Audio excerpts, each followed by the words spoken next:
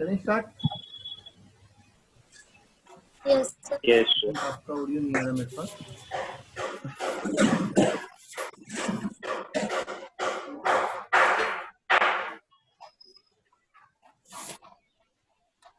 आप chat box में लिख सकते हैं।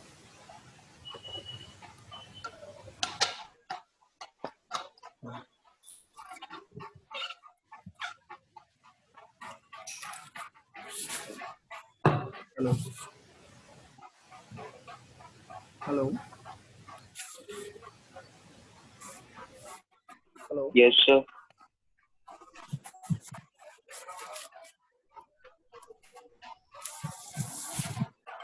हेलो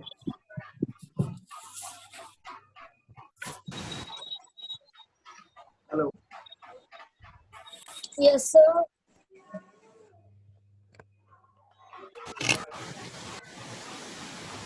अभी आ रहा है? हाँ अब आ रहा है मुझे आपका ऑडियो। ठीक है।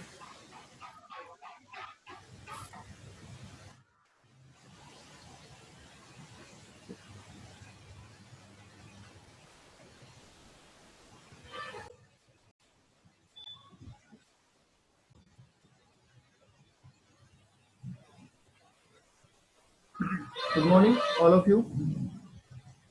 चलें start. Yes sir yes sir. Okay. देखिए हमारा जो सब्जेक्ट है वो है मैथ्स एंड स्टेट्स। ठीक है। जैसा आप जानते हैं कि आपके फाउंडेशन के अंदर पेपर नंबर 4 है।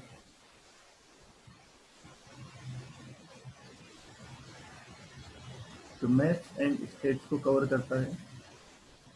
इसमें जो कॉम्बिनेशन बनाया गया वो कुछ ऐसा है कि 40 मार्क्स की मैथ्स आपकी कवर होगी एंड 60 मार्क्स के लिए आपके पास होगी स्टेट्स।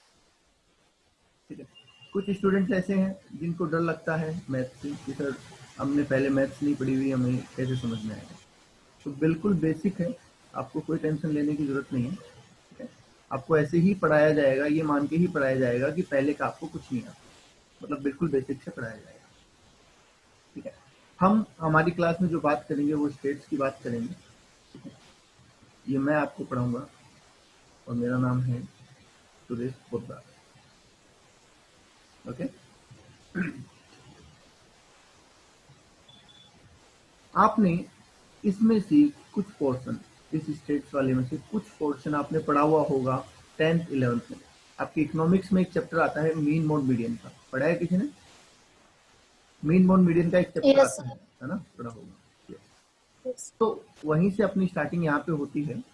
सेंट्रल टेंडेंसी हमारा फर्स्ट चैप्टर होता है। और उससे भी पहले मैं थोड़ा और बेसिक में एक बार जाना चाहूँगा जिससे ये पता चले कि आपको कितना नॉलेज है।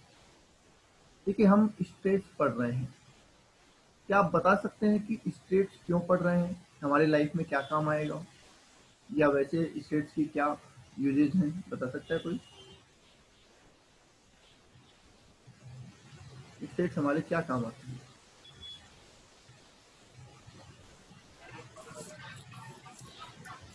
सर ये फिगर्स और फैक्ट्स को इजी रिप्रेजेंटेशन में कन्वर्ट कर सकते हैं। और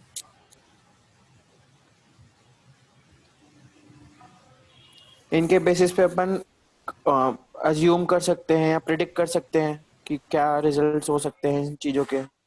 देखिए मेन जो इसका पर्पज है दैट इज डिसीजन मेकिंग। हमें अगर कोई भी डिसीजन लेना है तो जाहिर सी बात है हमें उसके बारे में कुछ जानकारी चाहिए। ठीक है। फॉर एग्जाम्पल मैं आपको एक चीज़ कहूँ कि अभी ये कोविड पैंडेमिक चल रहा है, इसके अंदर गवर्नमेंट ने कहा कि भाई हम हर गरीब इंसान को इतना गेहूं इतना चावल फ्री में देंगे। पर मुझे ये बताओ, क्या गवर्नमेंट को ये पता है कि इंडिया में गरीब कितने हैं? डेफिनेटली पता है। क्या गवर्नमेंट को ये पता है कि इंडिया में जो गेहूं चावल है उनका जो प्रोडक्शन है वो कितना है, उनकी ग्रोइंग कितनी है? बिल्कुल पता होगा। क्या ये पता हुए बिना गवर्नमेंट पॉलिसी बना सकती है कि कितने गरीब हैं और कितना प्रोडक्शन है? ये जाने बिना क्या गवर्नमेंट पॉलिसी बना सकती है? नहीं बना सकती। ठीक है। सिमिलरली आपको अपनी फैक्ट्री में, अपनी शॉप में या कहीं पे भी कोई भी काम करना है, तो क्या आप बिना फैक्ट एंड फिगर के कोई चीज का अप्रोक्सीमेशन या डिसीजन ले सकते हैं? बोलिए, ले सकते हैं क्या?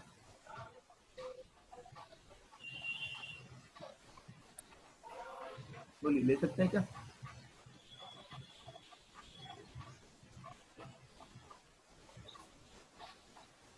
हाँ जी, ले सकते हैं विदाउट फैक्ट एंड फिगर आप कोई डिसीजन? No sir. अच्छा चलो, और मैं एक छोटा सा एग्जाम्पल पूछता हूँ आपसे। अभी आप लोगों ने सीएमए कोर्स ज्वाइन किया, और ज्वाइन करने से पहले नो डाउट इसके बारे में भी आपने कुछ स्टडी की होगी कि कितने टाइम का कोर्स है, पासिंग परसेंटेज क्या है, एक्सेट्रा। ठीक है, तो वो भी डिसीजन मेकिंग का ही एक पार्ट है। तो स्टेट्स का यूज हम इसलिए करते हैं ताकि उन फैक्ट एंड फिगर के बेसिस पे हम हमारे डिसीजन ले सकें। ओके,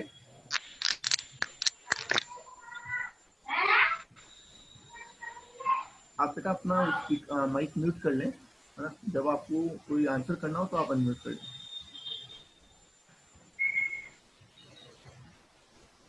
ओके, चल। अब देखिए, स्टेट्स बनने से पहले हमें क्या चाहिए होता है? डेटा चाहिए होता है। डेटा का मतलब क्या है? तो डेटा का मतलब एनी फैक्ट और इंफॉर्मेशन, एनी फैक्ट और इंफॉर्मेशन, वो हमारे लिए डेटा है। सवाल ये है कि ये डेटा आपको मिलेगा कहाँ से? तो आपको डेटा को क्या करना पड़ता है? कलेक्ट करना पड़ता है।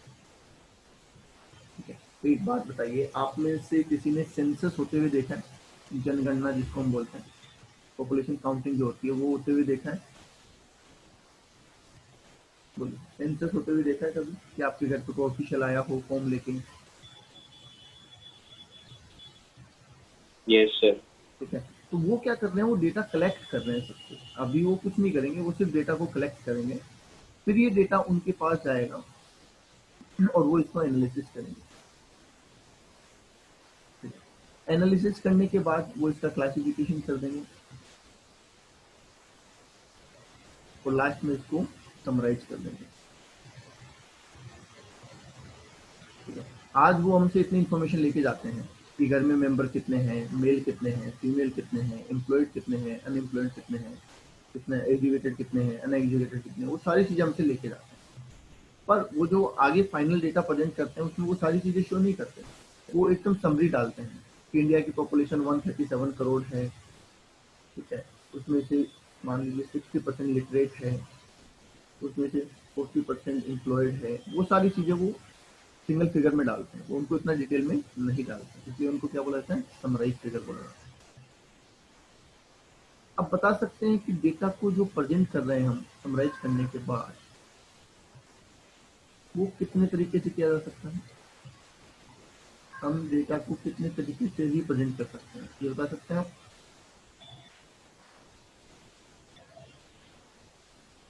डेटा का रिप्रेजेंटेशन कितने तरीके से हो सकता है?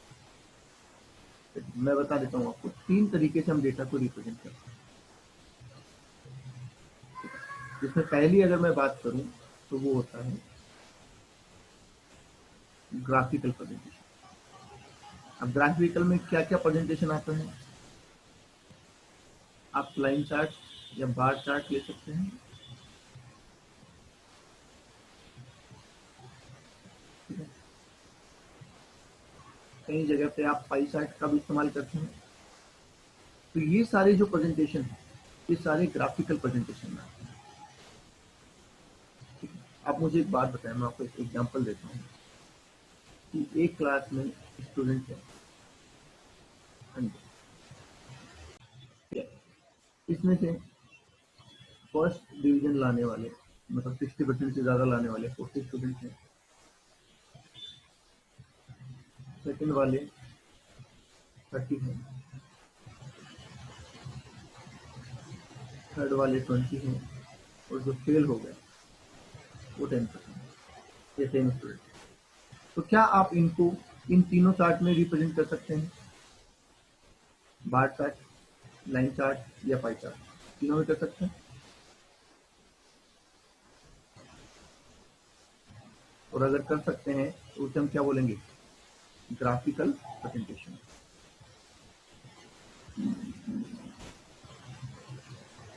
बोलिए, बोल सकते हैं? Yes, sir. बिल्कुल। नेक्स्ट हमें कहा गया टेक्सचुअल प्रेजेंटेशन। टेक्सचुअल का मतलब क्या है? आपने जब 12th किया था तो आपकी जो अकाउंट्स की बुक रही होगी, क्या उसमें कुछ क्वेश्चन मैथमेटिक्स ऐसे थे टेक्सचुअल प्रेजेंटेशन में थे कि सीधा लिखा हो कि कंपनी ने इतने शेयर इशू किए, उसमें से 10 रुपए की फेस वैल्यू है, 8 रुपए का ये है, 2 रुपए की कॉल है, ऐसा?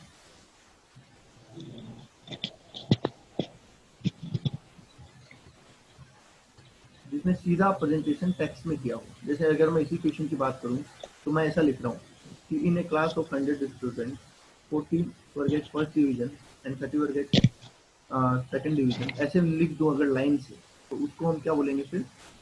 टेक्सचुअल प्रेजेंटेशन, क्योंकि हमने टेक्स्ट फॉर्मेट में उसको लिखा है। Is it okay?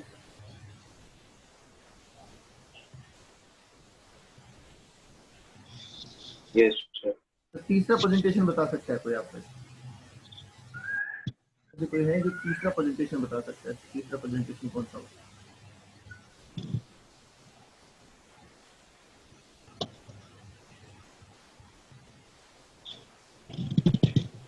Third presentation बता सकता है कोई, कौन सा है?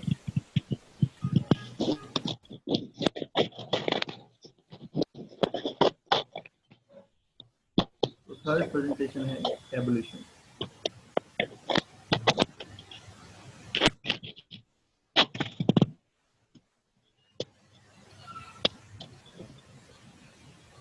ओके, इसमें आपने लिख दिया first division, second division, third और फिफ्थ, फिर आपने फिगर लिख दी 30। ये हमारा हो जाएगा टेबुलेशन। तो सबसे पहले डेटा कलेक्शन होगा, ठीक है, उसका एनालिसिस होगा, उनका क्लासिफिकेशन समराइजेशन होगा और लास्ट में उसको प्रेजेंट किया जाएगा। ये सारी मैंने जानकारी आपको इन शॉर्ट बता दी है, क्योंकि ये आपका पढ़ा हुआ है 10th 11th में। इसमें कोई डाउट है तो बोलो किसी को। No, sir. म्यूट कर लो, किसी का ओपन है और बैकग्राउंड नॉइज आ रहा है।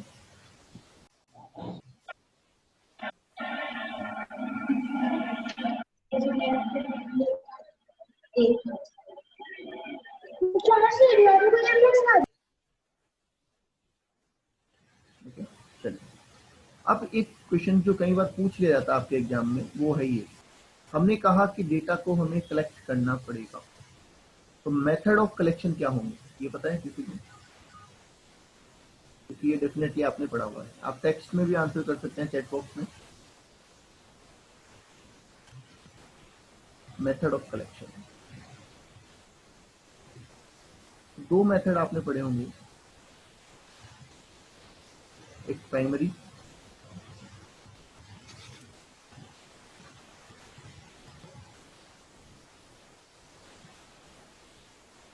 और दूसरा सेकेंडरी। प्राइमरी और सेकेंडरी में डिफरेंस क्या है, ये बताओ। प्राइमरी कलेक्शन, सब प्राइमरी अपन खुद कलेक्ट करते हैं और सेकेंडरी अपन किसी का डेटा कलेक्ट किया हुआ अपन उसको रेफरेंस में लेके उससे आगे बनाते हैं रिपोर्ट। ठीक है, प्राइमरी डेटा हम फर्स्ट टाइम यूज कर रहे हैं, फर्स्ट टाइम कलेक्ट कर रहे हैं, ठीक है। और जो सेकेंडरी डेटा होता है तो हम ये बोलेंगे कि बाय यूजिंग प्राइमरी। प्राइमरी को यूज करके सेकेंडरी बनाया जाता है। अब आपको पूछा जा सकता है एग्जाम में एमसीक्यू के अंदर ये क्वेश्चन, इसलिए मैं बता रहा हूँ आपको कि मेथड कौन सा है प्राइमरी कलेक्शन के लिए, मेथड कौन से हैं। तो आप सबसे आसान बोल सकते हैं इंटरव्यू। सबसे आसान क्या है? इंटरव्यू, ठीक है। दूसरा डोर टू डोर इंटरव्यू आता है।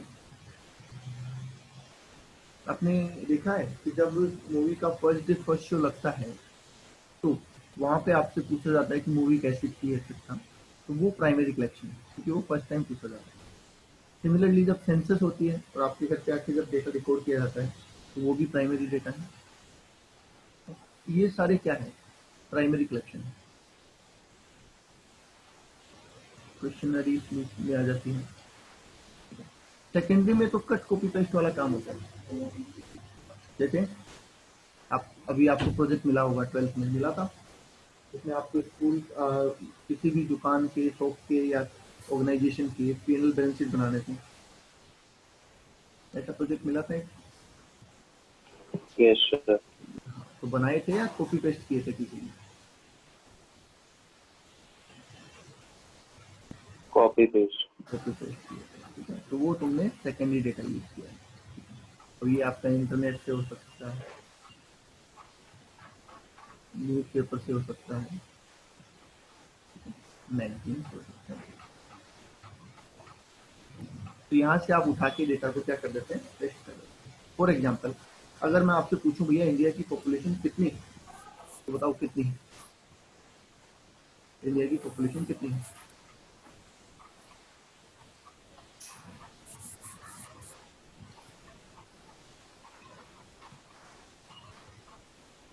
बताइए किसी को इंडिया की पॉपुलेशन कितनी है?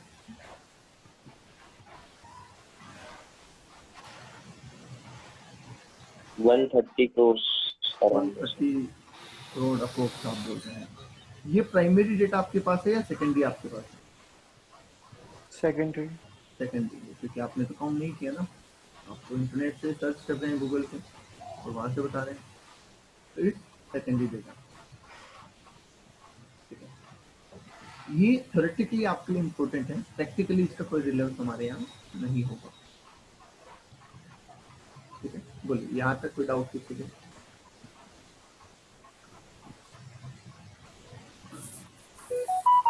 यहाँ तक कोई डाउट है? No, sir. अच्छा, No, आप sir. ओके, आपने अभी नया कोर्स ज्वाइन किया ना CMA, आप कितने मार्क्स सोच के चल रहे हैं कि सर मुझे इतने मार्क्स लेके आने हैं? आपका टारगेट क्या है?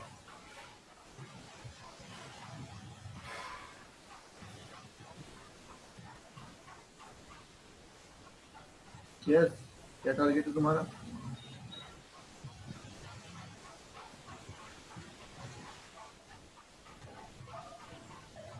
हाँ जी, नहीं सेट किया अभी तक?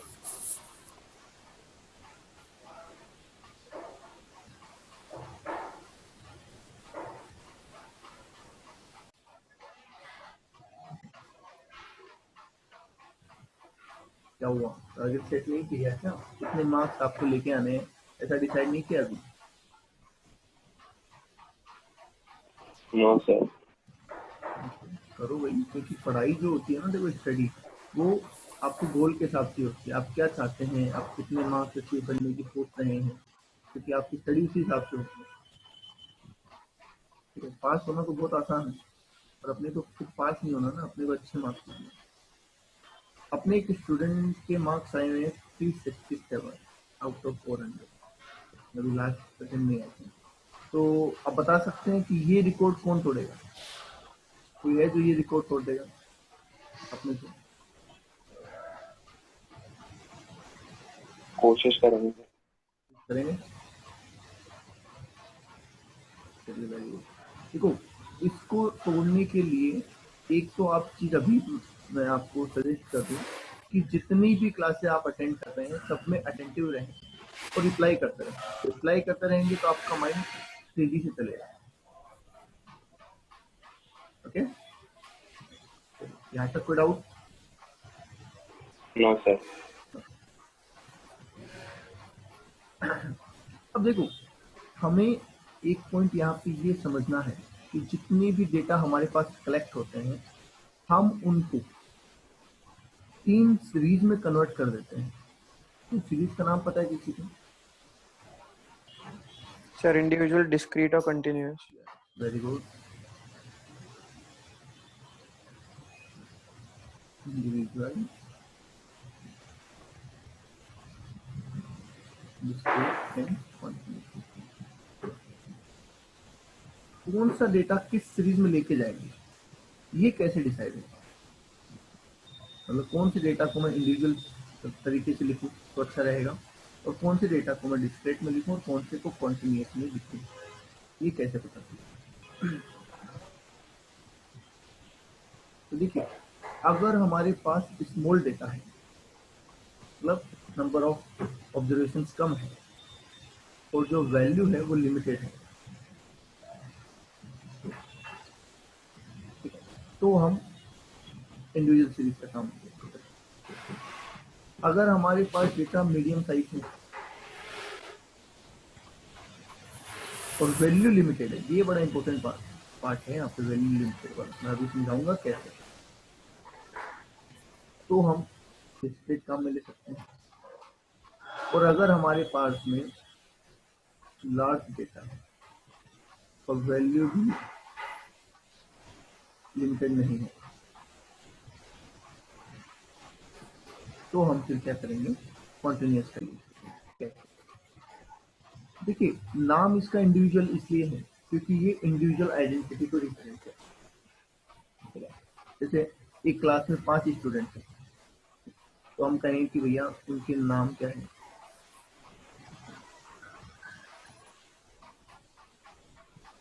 ठीक है, और उनका मार्क्स कितना आउट ऑफ 10। तो क्या इस डेटा से आप बता सकते हैं एक एक पर्सन के मार्क्स, कि मिस्टर सी के कितने मार्क्स,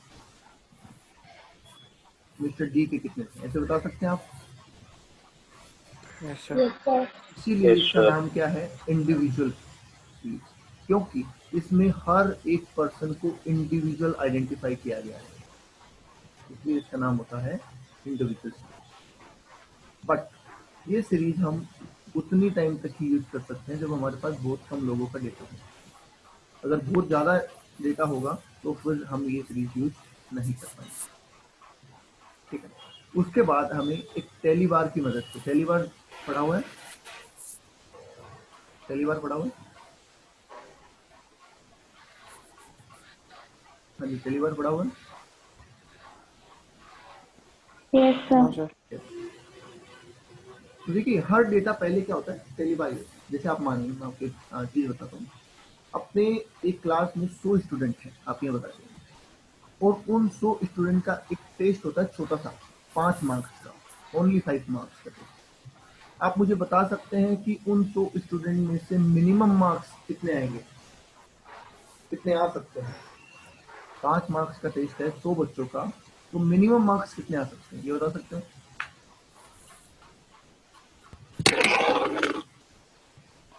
सर 0।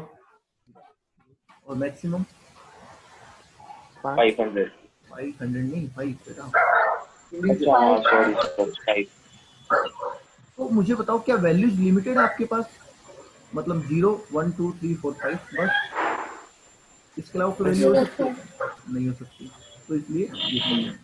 अब अगर मैं उन 100 बच्चों का डेटा ऐसे लिख दूं जो मैंने इधर लिख के दिया, तो लिख तो सकते हैं हम, कोई दिक्कत नहीं है हमें, ठीक है। और स्टार्टिंग में लिखा भी ऐसे जाएगा, एक बहुत बड़ी सीट होगी, मान लीजिए 10 पेज की एक सीट है और उसमें 10 बच्चों के नंबर लिखे हैं, 100 बच्चों के नंबर हो गए।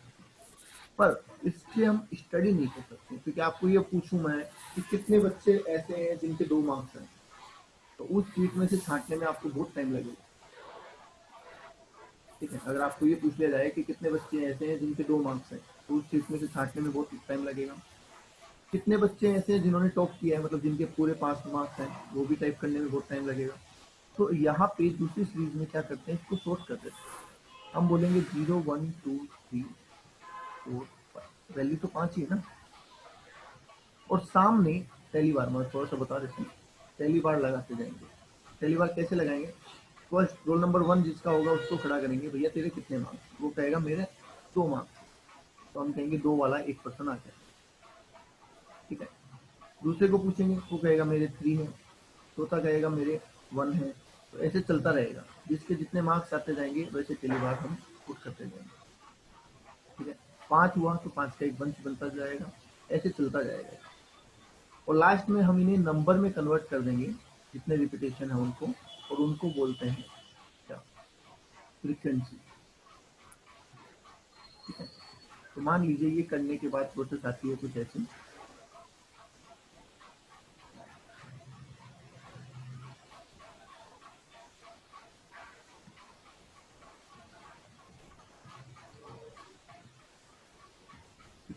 ये ऐसी प्रोसेस आती है और ये 100 बच्चों का डेटा हमने लिख दिया।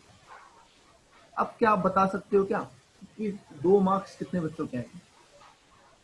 क्या इस सीरीज से बता सकते हो 15। आप? 15 बच्चों के हैं, बिल्कुल। तो कितना आसान हो गया, इसलिए डिस्क्रीट सीरीज का काम लिया जाता है। ओके,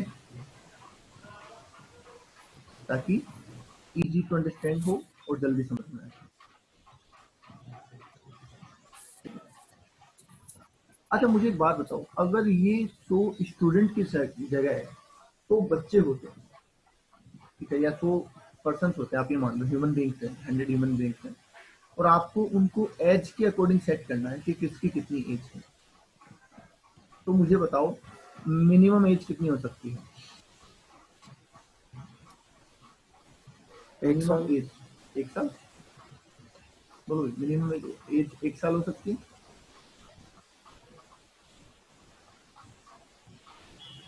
और मैक्सिमम 80 या 90। या 90? चलिए, ये जरूरी नहीं है बेटा, 100 पे भी बैठे हैं कहीं, अभी सेंचुरी मार के बैठे हैं, ठीक है। जरूरी नहीं ना 100 में निकल जाए। हाँ, तभी तो कह रहा हूँ ना कि मैक्सिमम कुछ भी हो सकती है, कोई सर्टिनिटी नहीं है। 100 भी हो सकती है, 104 भी हो सकते हैं, कुछ भी हो सकता है, और मिनिमम 1 दिन का भी हो सकता है, इसका तो 1 दिन का भी हो सकता है ना। तो यहाँ पे हमारे पास वैल्यूज लिमिटेड नहीं है। तो अगर मैं यहाँ पे एज लिखना स्टार्ट करूँ, जैसे मैंने यहाँ पे मार्क्स लिखे थे ना ये वाले, तो मैं यहाँ पे एज लिखना स्टार्ट करूँ तो मेरे लिए पॉसिबल नहीं है, क्योंकि एज तो 1 दिन से स्टार्ट होती है, 1 दिन, 2 दिन, 5 दिन, 10 दिन, 20 दिन, 1 महीना, 2 महीना, 5 महीना, तो अनलिमिटेड है। तो इन दैट केस हम डिस्क्रीट यूज नहीं करेंगे, हम क्या यूज करेंगे? कॉन्टिन्यूस, क्योंकि कॉन्टिन्यूस में इंडिविजुअल ना लिख के हम ग्रुपिंग करते हैं।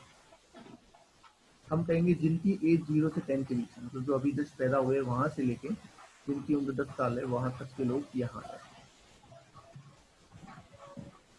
ठीक है। 10 to 20 वाले यहाँ, 20 to 30 वाले यहाँ, 30 to 40 वाले यहाँ, समझ गए? क्या यहाँ पे एज वाले केस में क्या डिस्क्रीट सीरीज पॉसिबल है? बोलिए, एज वाले क्राइटेरिया में क्या डिस्क्रीट सीरीज पॉसिबल है? नहीं है, क्योंकि ऑप्शंस बहुत सारे हैं, ठीक है, वैल्यूज अनलिमिटेड है। ये है हमारा वैल्यू का मतलब। अब यहाँ पे हमने आगे लिख दिया, पहली बार से ही बनता है बेसिकली, पर हमें नहीं जाना। अगर मैंने यहाँ पे लिख दिया 25, तो इसका मतलब क्या है कि जिनकी एज 0 to 10 के बीच में है वो लोग कितने हैं? 25, समझ गए? ये लो।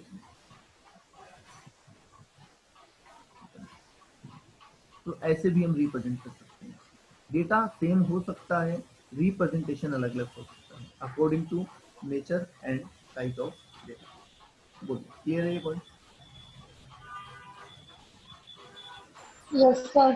और ये समझना बहुत जरूरी है क्योंकि सारे क्वेश्चन इसी पे बेस्ड होंगे। आपको सबसे पहले यही आइडेंटिफाई करना पड़ेगा कि कौन सा क्वेश्चन किस सीरीज में है, क्योंकि फॉर्मूले इसी के अकॉर्डिंग डिसाइड होंगे, कैलकुलेशन इसी से चलेगी। तो हमें ये जरूरी है पता करना कि कौन सा मेथड कहाँ यूज करना है। अच्छा, आपने कॉन्टिन्यूस में भी 2 सीरीज पढ़ी है क्या? है किसी को कि हमने कॉन्टिन्यूस में भी 2 सीरीज पढ़ी है?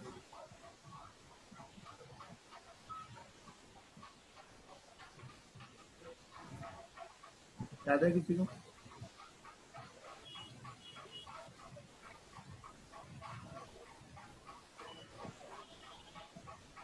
इंक्लूसिव एंड एक्सक्लूसिव पढ़ा है किसी ने? Yes, sir. तो हमने ये जो सीरीज लिखी ये कौन सी है बताओ? हमने जो ये सीरीज लिखी है 0 to 10, 10 to 20, ये कौन सी है? इंक्लूसिव थी या एक्सक्लूसिव थी? इंक्लूसिव। इंक्लूसिव थी। और भाई बाकी लोग? मुस्कान? इंक्लूसिव कैसे पहचाना आपने? क्योंकि 0 to 10 है और फिर 10 वापस से है। हम्म 10 to 20 जो लोअर जो पार्ट है रेंज का, हम्म वो फर्स्ट वाली मतलब प्रीवियस वाली रेंज का अपर पार्ट है। तो वो इंक्लूसिव होती है ना। चलिए देखो, मैं आपको एक तरीका बताता हूँ।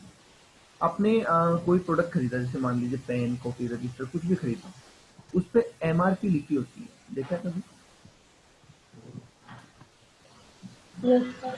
और उसके नीचे ये लिखा होता है inclusive of exclusive. All taxes, ऐसा लिखा होता है।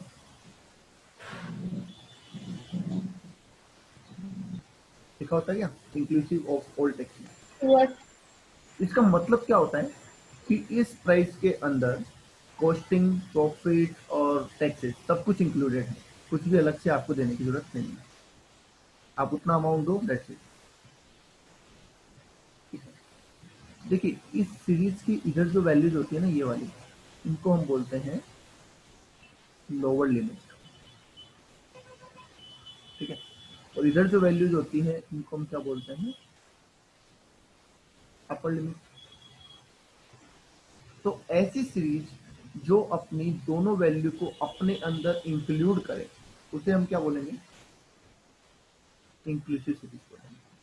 मुझे बताइए, अगर किसी की एज 0 है यहाँ पे, तो वो कौन से ग्रुप में आएगा? अगर किसी की एज 0 है तो वो कौन से ग्रुप में आएगा? फर्स्ट ग्रुप में आएगा क्या? Yes. और किसी की 10 है, वो किस में आएगा? जिसकी एज सर 10 ईयर्स सेकंड है में। वो सेकंड में आएगा। तो देखो, क्या इसने अपनी दोनों वैल्यूज को अपने अंदर इंक्लूड किया इस ग्रुप में? 0 और 10 को No, अपने sir. अंदर इंक्लूड किया नहीं किया, इसलिए बेटा ये क्या है, Mm. एक्सक्लूसिव। Exclusive. समझ गए, ये एक्सक्लूसिव है। अच्छा अब देखो यहाँ पे 0 किस में आएगा? ये मैंने जो नया एग्जांपल लिखा है इंक्लूसिव वाला, इसमें 0 किस में आएगा? First one. और 9 किस में आएगा? First one. वो भी फर्स्ट में आएगा। तो इसलिए इसको क्या बोल रहे हैं हम, इंक्लूसिव, क्योंकि ये अपनी दोनों लिमिट को इंक्लूड करता है। ऐसे आप याद रखेंगे तो कभी नहीं भूलेंगे। जो अपनी दोनों लिमिट को अपने अंदर इंक्लूड करता है उसे हम क्या बोल रहे हैं, इंक्लूसिव सीरीज। और जो Inclusive. अपर लिमिट को एक्सक्लूड कर रहा है उसे हम क्या बोलेंगे, एक्सक्लूसिव सीरीज। क्योंकि ये अपने 10 को छोड़ देता है, अगले ग्रुप में चला जाता है, 10 20 को छोड़ देता है, वो अगले ग्रुप में चला जाता है। समझ गए, इसलिए हम इसको क्या बोल रहे हैं, एक्सक्लूसिव। ओके,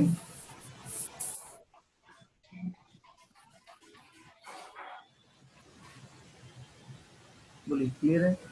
अब नहीं भूलेंगे कभी कि इंक्लूसिव और एक्सक्लूसिव का मतलब क्या है। ऐसा ग्रुप जो अपनी दोनों Yeah. लिमिट्स को इंक्लूड करे वो क्या है, इंक्लूसिव। और जो अपर लिमिट को एक्सक्लूड करे वो क्या है, एक्सक्लूसिव। ठीक है ना?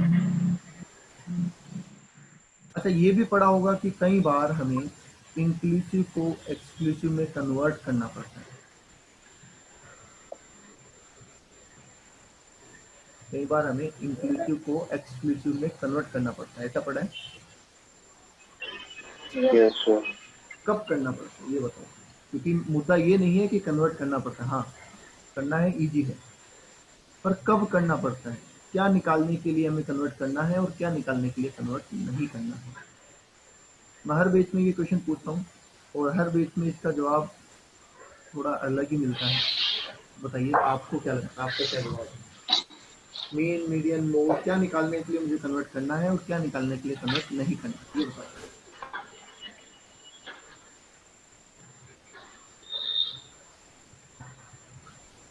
अरे क्या बोलते हैं?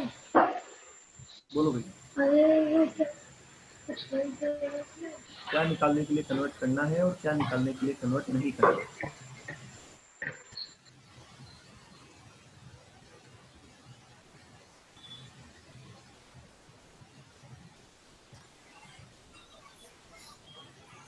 बता सकते हैं? सर मीन निकालने के लिए कन्वर्ट करना है। मीन निकालने के लिए कन्वर्ट करना है, ओके। और मीडियन के लिए?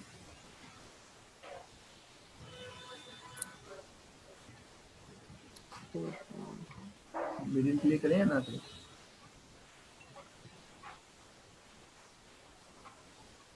चलिए मैं आपको एक मास्टर रूल बता देता हूँ इसका भी। देखिए मेरे पढ़ाने में एक तरीका यही है कि मैं आपको हर चीज़ के कुछ ट्रिक्स और मास्टर रूल बता दूंगा। आपको रटने की जरूरत बिल्कुल भी नहीं है, आप वो ट्रिक याद रखो तो कभी नहीं भूलेंगे आप उस चीज़ को।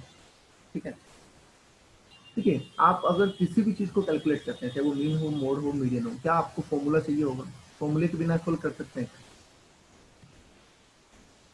फॉर्मूले के बिना सोल्व कर सकते हैं क्या? नहीं कर सकते। तो आपको फॉर्मूला देख के समझ में आ जाएगा कि मुझे कन्वर्ट करना है या नहीं।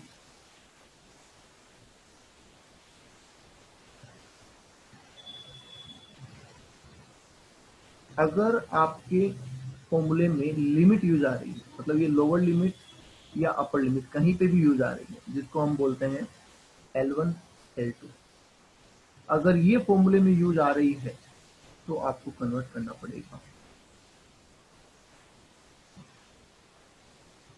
ठीक है, और अगर ये यूज नहीं आ रही